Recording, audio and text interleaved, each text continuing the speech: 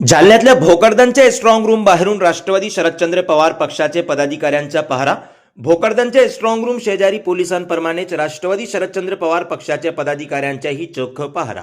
Strong रूमला SRPF, स्थानिक police प्रशासन आणि मुख्यालय पोलीस अशा 3 स्तरांमध्ये सुरक्षा, सीसीटीव्ही कॅमेऱ्याचीही करडी नजर।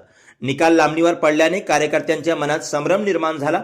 त्यामुळे आम्ही या ठिकाणी 24 तास पहारा देत असल्याचं पदाधिकाऱ्यांचे म्हणणं।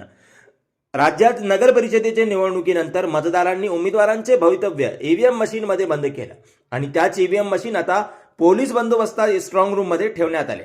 जालना जिल्ह्यातल्या भोकरदन येथील स्ट्रॉंग रूमला पोलिसांची 3 स्तरांमध्ये सुरक्षा असून यामध्ये राज्य राखीव पोलीस दल, स्थानिक पोलीस आणि जालना मुख्यालयाचे पोलीस अशा स्वरूपाची सुरक्षा तैनात आहे। शिवाय या ठिकाणी सीसीटीव्ही कॅमेऱ्याचीही करडी नजर असणार आहे।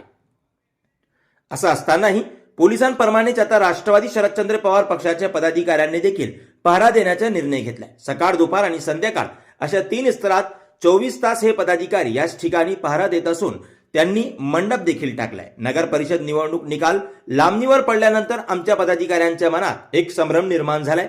त्यामुळे आम्ही या ठिकाणी कडक पहारा देत असल्याचं या पदाधिकाऱ्यांचे म्हणणे आहे।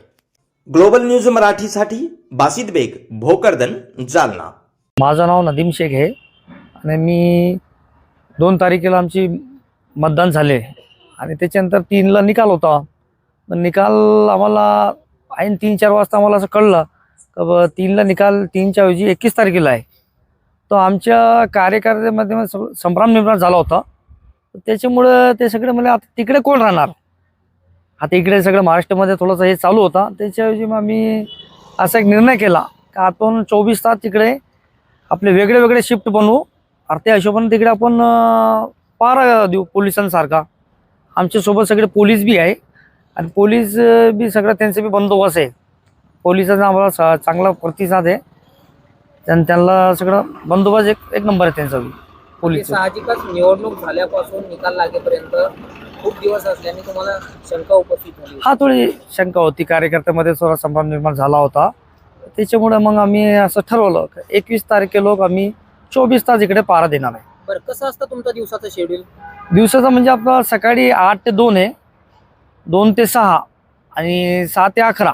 म्हणजे 11ला जे येते ते सगळे नाईटला राहते ते सकाळी 8 लोक।